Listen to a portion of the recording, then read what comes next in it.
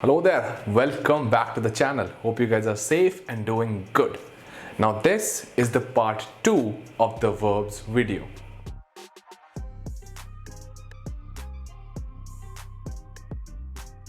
So without any further ado, let's all get started with the sixth type of verb that we have, and they are called helping verbs.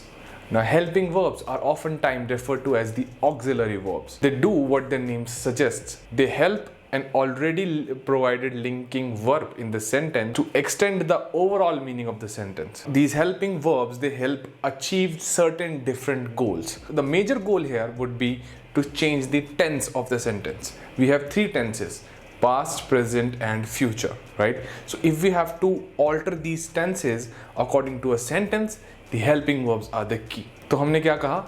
Helping verbs, जिन्हें हम auxiliary verbs भी कहते हैं, इनका simple सा काम है, वो हेल्प करते हैं। यानी जो सेंटेंस में ऑलरेडी एक लिंकिंग वर्ब, एक वर्ब जो हमारे पास पहले से है, उसके साथ अटैच होकर एक्सटेंड कर देते हैं ओवरऑल मीनिंग का सेंटेंस के अकॉर्डिंग। हम इससे क्या हो रहा है, हम हेल्पिंग वर्ब से सर्टेन डिफरेंट गोल्स को अचीव करते हैं, और इसमें सबसे मेजर हमारा गोल होता है किसी भी सेंटेंस का टेंस, या फिर कह सकते हैं हिंदी में काल बदलना। तीन तरह के होते हैं: भूतकाल, वर्तमान, भविष्य, past, present and future tense. तो इनके अंदर अगर हमें ऑल्टरेशन लाना है, सेंटेंस को इनके अकॉर्डिंग चेंज करना है, हेल्पिंग वर्ब्स हमारी इसी में मदद करते हैं। दूसरा रोल इनका ये होता है कि सेंटेंस को थोड़ा सा ऑल्टर कर देते हैं, उसके मूड को, उसके टोन को। अभी हेल्पिंग वर्ब में कौन कौन से वर्ड्स आते हैं? Was, were, had, has, have, is, am, are, will, be, shall, could, can, should. तो चलिए अब हम एक ही एग्जाम्पल को तीनों टेंसेस के अकॉर्डिंग ऑल्टर करते हैं और देखते हैं कि कैसे हेल्पिंग वर्ब्स सेंटेंस का टेंस और मूड दोनों बदलने में हमारी हेल्प कर रहे हैं। सेंटेंस है: I am walking to the store. मैं स्टोर चल के जा रहा हूं। अब ये हो गया हमारा प्रेजेंट टेंस। तो वॉकिंग हमारा मेन वर्ब है जिसकी हेल्प कर रहा है एम। तो एम हमारा यहाँ हेल्पिंग वर्ब है। अब इसका मैं पास्ट टेंस में बात करता हूँ। I was walking to the store. मैं स्टोर चल के जा रहा था। यानी अब आप देख रहे हो पूरा सेंटेंस सेम चल रहा है, सिर्फ हमने हेल्पिंग वर्ब को बदला। एम की जगह हमने was लगा दिया, पूरा सेंटेंस का टेंस चेंज हो गया। प्रेजेंट से हम पास्ट में पहुंच गए। अब इसी में फ्यूचर में चलते हैं।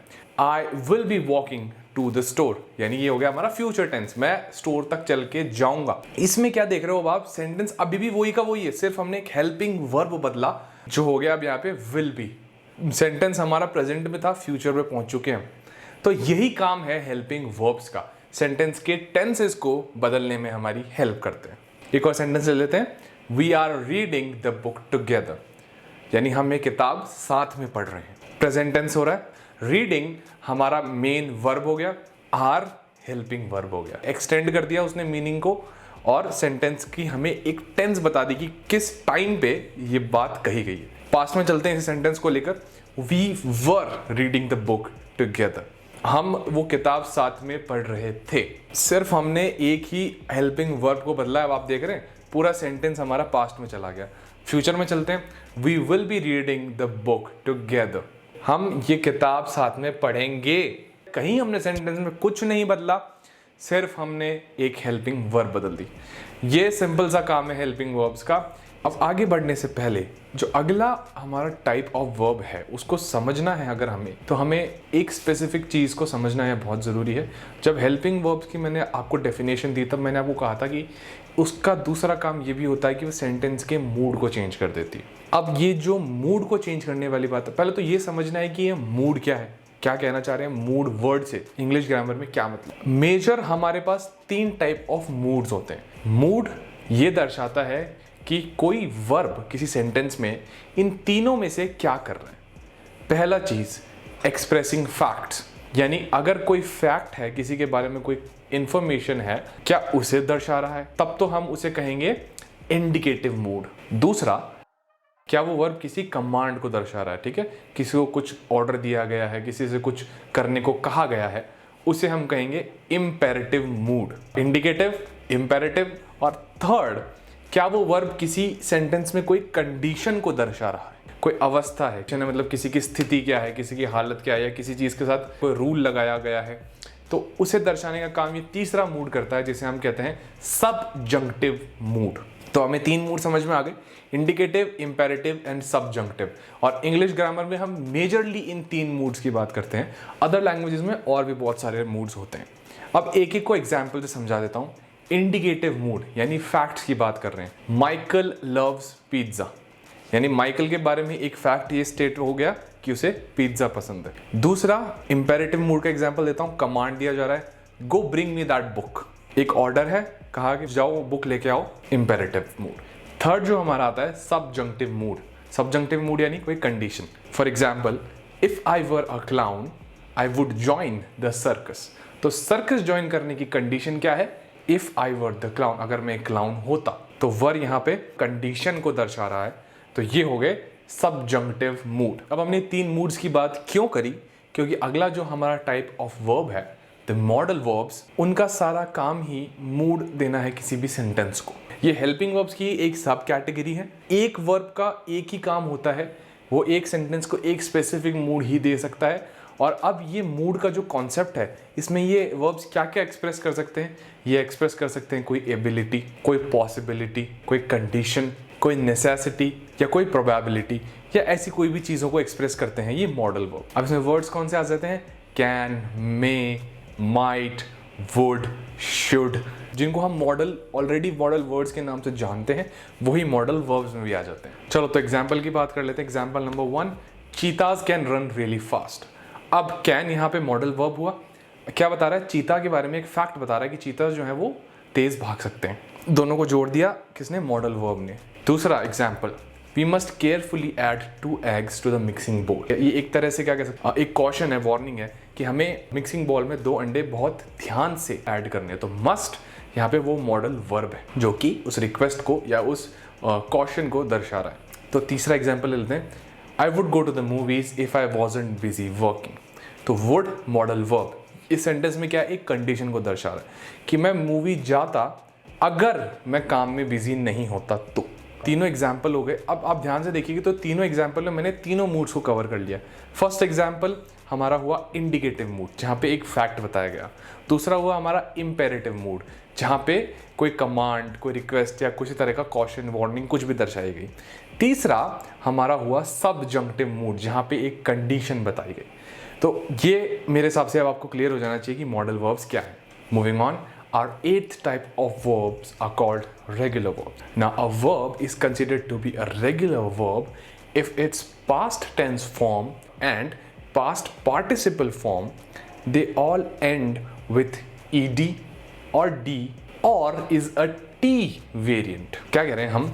कोई भी वर्ब को हम तभी रेगुलर वर्ब कहेंगे जब उसका पास्ट टेंस वाला फॉर्म और उसका पास्ट पार्टिसिपल वाला फॉर्म, पास्ट पार्टिसिपल यानी third form of the verb, ठीक है, उस वर्ब की तीसरी फॉर्म जो आ जाती है, जब वो दोनों ईडी या डी से एंड हो या फिर एक टी वेरिएंट हो। एग्जाम्पल से ज़्यादा समझ में आएगा। एक वर्ब है लुक। अब इस लुक का पास्ट टेंस में फॉर्म क्या हो जाएगा? लुक्ड। तो लास्ट में क्या आ गया? ईडी। ये वाला जो वर्ब होते हैं ये होते हैं हमारा रेगुलर वर्ब्स। अब क्या होगा, कुछ केसेस में ऐसा हो सकता है ये रेगुलर वर्ब्स की स्लाइटली स्पेलिंग भी चेंज हो, लेकिन मेजर कॉन्सेप्ट हमेशा वही रहेगा। क्राई वर्ड है, CRY। तो क्राई का पास्ट टेंस फॉर्म क्या होगा? Cried, CRIED। ठीक है, तो Y की जगह I आ गया और ED लग गया, समझ रहे हो आप? तो मेजर हमारा कॉन्सेप्ट वही रहा, बस स्पेलिंग में स्लाइटली चेंज आया। तो ये हमारे दोनों के लिए होना चाहिए, पास्ट टेंस का फॉर्म और पास्ट पार्टिसिपल का फॉर्म। अब वर्ड्स क्या हो सकते हैं? जैसे जंप, तो जंप का हो जाएगा जंप्ड, जंप्ड। दोनों ही पास्ट टेंस और पास्ट पार्टिसिपल जंप का होता है jumped. Slip, slipped. Try, tried. T variant की बात करता हूं, स्लीप, स्लेप्ट। Land, lent. तो ये होते हैं हमारे रेगुलर वर्ब्स। अब इसको हम एग्जाम्पल में कैसे यूज कर रहे हैं? I walked 2 kilometers to the post office. अब आप देख रहे हो walked एक रेगुलर वर्ब है। क्यों? क्योंकि जो हमारा बेस वर्ब है वो है walk। walked उसका पास्ट टेंस फॉर्म है और इसका पास्ट पार्टिसिपल भी हमेशा walked ही होगा। I noticed something strange about that car. तो notice base verb, past form noticed, again उसका past participle form noticed. We purchased all of the supplies that were needed for our camping trip. Purchase base verb, purchased past tense form and past participle भी इसका same. Similarly need, needed, needed.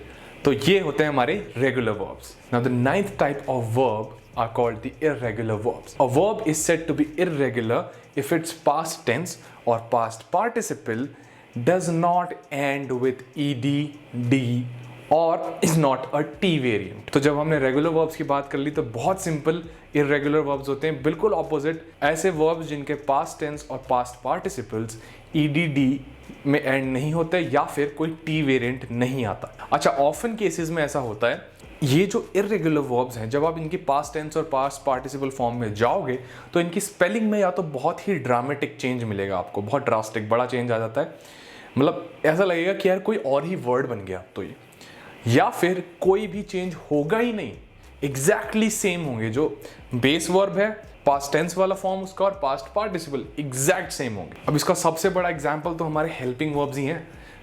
अब helping verbs क्या होता है, tense के according पूरा का पूरा वर्ब भी चेंज हो जाता है, जैसे हमने किया था. जैसे बी बन जाता है इज, एम, आर, वॉज, वर, कुछ भी बन जाता है बी. ईट बहुत अच्छा एग्जांपल है, EAT ईट. एट, ईटन, तीनों ही फॉर्म एक दूसरे से बिल्कुल ही अलग, ऐसा लगता है कोई अलग ही वर्ड बोल रहे हैं हम. Fly, flu, phloem. अब ये तो वो हो गए जिनकी स्पेलिंग में चेंज आ गया. एग्जाम्पल ऐसा जिनकी स्पेलिंग में कोई चेंज नहीं आता. Set, set, set. Take, took, took. Examples और क्लियर हो जाएगा. The guy knew all the right answers. तो knew irregular verb. Know, knew, known. The workers took the furniture out of the moving truck. Now took, take, took, taken. कहीं भी ed, d और ed नहीं आ रहा, ना ही कोई t form आ रही. तो ये एग्जाम्पल हो गए हमारे irregular verbs की. बहुत सिंपल है.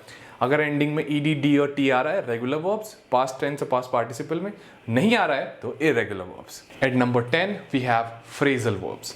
Now phrasal verbs are those verbs that we achieve from a combination of a preposition and slash or adverbs that have completely different meaning from the individual words that were used to form them. तो अब हमने यहाँ क्या कहा, phrasal verbs वो verbs हैं जो कि हमें एक प्रेपोजिशन और एक एडवर्ब, मतलब एक प्रेपोजिशन और दूसरा प्रेपोजिशन भी हो सकता है, या फिर एक प्रेपोजिशन और एक एडवर्ब के कॉम्बिनेशन से हमें मिलते हैं, जिसमें कि जो नया वर्ड हमें मिला उसका मीनिंग कंप्लीटली डिफरेंट होगा जिन इंडिविजुअल वर्ड्स के थ्रू हमने उन्हें बनाया उससे. यानी जिन वर्ड्स के थ्रू हमने बनाया उन वर्ड्स का तो अपने आप मीनिंग अलग है ही, लेकिन जब उन वर्ड्स को हम साथ में लिया है तो एक कंप्लीटली ही डिफरेंट मीनिंग हमें मिल जाता है. एग्जाम्पल बताता हूँ आपको इसका. एक वर्ड है शट, एक वर्ब है actually. Shut is a verb जिसका मतलब होता है टू क्लोज, बंद करना. और एक प्रेपोजिशन है डाउन. डाउन यानी अप का ऑपोजिट, अप, डाउन, या फिर डाउन का मतलब कुछ भी डिसेंडिंग डायरेक्शन में पॉइंट आउट कर रहा है कुछ भी. तो शट और डाउन दोनों का मतलब अलग अलग है, लेकिन जब हम इन्हें साथ में लिया है शट डाउन, तो इसका मतलब होता है किसी भी ऑपरेशन को, किसी भी काम को बंद कर देना, शट डाउन. तो कंप्लीटली ऑपोजिट मीनिंग हो गया इंडिविजुअल वर्ड्स से. तो ये होते हैं phrasal verbs. Example, ask for, put up with, look across, lock up, cut across, talk down to, show off, close down. तो ये सारे हैं. अब एग्जाम्पल्स में भी हम इन्हें यूज कर लेते हैं. It is a good idea to put away some money in case of emergency. My friend loves to show off his basketball trophies. तो शो ऑफ अपने आप में एक अलग वर्ड हो गया. शो और ऑफ दोनों का इंडिविजुअल मीनिंग अलग है, लेकिन साथ में मिलने पे एक नया वर्ब मिल गया हमें जिसका तीसरा ही कोई मीनिंग निकल के आ गया. The frustrated business owner closed down his store. Closed down. So at number 11 we have infinitive verbs. Now infinitive verbs aren't actually a form of a verb. Yeah, I'm sorry about that. धोखा दिया मैंने. लेकिन हम इन्हें types of verb में क्यों count कर रहे हैं? हम ये कह रहे हैं कि ये एक्चुअली वर्ब नहीं है, लेकिन ये वर्ब से ही डिराइव होते हैं और इनका काम भी एक सेंटेंस में वर्ब का नहीं होता है. तो हमें देखने से तो यही लगता है कि ये वर्ब है, लेकिन ये किसी भी सेंटेंस में as a noun, as an adjective और as an adverb role play करते हैं. तो फुल इन्फिनेटिव्स वो इन्फिनाइट वर्ब्स होते हैं, एक्चुअली वर्ब फॉर्म ही है ये. तो ये वो वर्ब्स होते हैं जिनकी स्टार्टिंग में हम टू लगा देते हैं. To ask, to walk, to win, to laugh. तो ये अब है तो फॉर्म ऑफ वर्ब ही, लेकिन एक सेंटेंस में ये डायरेक्ट सब्जेक्ट या फिर डायरेक्ट ऑब्जेक्ट का रोल प्ले करेंगे. तो किसी भी वर्ब की इन्फिनेटिव फॉर्म तो उसकी बेस फॉर्म ही होगी, यानी वर्ड अगर हमारे पास वर्ब है ओपन तो उसकी इन्फिनेटिव फॉर्म ओपन ही होगी। लेकिन जब हम उसे as an infinitive verb use कर रहे हैं तब हम लिखेंगे टू ओपन। तो मैंने आपको बताया ये as an noun, as an adjective और as an adverb role play करते हैं। अगर ये एज एन नाउन यूज हो रहे हैं तो आप इन्हें कहोगे नॉमिनल इन्फिनेटिव्स। अगर ये एज एन एडजेक्टिव यूज होते हैं एडजेक्टिवल इन्फिनेटिव्स, और अगर एज एन एडवर्ब यूज करते हो एडवर्बियल इन्फिनेटिव्स। एग्जाम्पल से समझते हैं और क्लियर हो जाएगा। To break the record was his sole motivation. Now in this sentence break is a verb, लेकिन जब हमने बोला to break, now it's an infinitive verb and it is acting as direct noun और a direct subject to the sentence. अब breaking अभी भी ये है तो वर्ब ही, लेकिन इस सेंटेंस में ये as a noun role play कर रहा है। क्यों? क्योंकि सारे सेंटेंस का बेसिस इसी पे आ रहा है। उसको रिकॉर्ड अपना तोड़ना था, यही उसका सोल मोटिवेशन था। तो टू ब्रेक यहाँ पे लाइम राइट में है, तो इसलिए वो यहाँ का सब्जेक्ट हो गया। If I learn to code I will have a valuable skill. अब यहाँ पे क्या हो रहा है, जो इन्फिनेटिव वर्ब है वो डायरेक्ट एक वर्ब को फॉलो कर रहा है, लर्न टू कोड। तो इस केस में जो ये टू कोड है ये हमारा होगा direct object to the sentence, ये वर्ब नहीं है। मेन वर्ब इस सेंटेंस का है learn. I am teaching my students to read English. अब इस केस में टू रीड जो है वो एक ऑब्जेक्ट कॉम्प्लीमेंट है, यानी ऑब्जेक्ट है हमारा इंग्लिश, उसको कॉम्प्लीमेंट कर रहा है ये टू रीड। ये इस तरह का नाउन है जो हमें हमारे ऑब्जेक्ट के बारे में एडिशनल इंफॉर्मेशन दे रहा है। Give me a table to practise on. तो यहाँ पे टू प्रैक्टिस एक एडजेक्टिव है जो कि नाउन को मॉडिफाई कर रहा है। तो हमें टेबल क्यों चाहिए? टू प्रैक्टिस ऑन, ठीक है। तो नाउन है हमारा टेबल, उसी को मॉडिफाई किया इस एडजेक्टिव ने। ये भी हो सकता था गिव मी अ टेबल, क्यों चाहिए? To practise on, additional information दे दी, एडजेक्टिव हो गया यहाँ पे। तो यहाँ पे इस इन्फिनेटिव वर्ब को हमने एज एन एडजेक्टिव यूज कर, तो ये होता है हमारा इन्फिनेटिव वर्ब।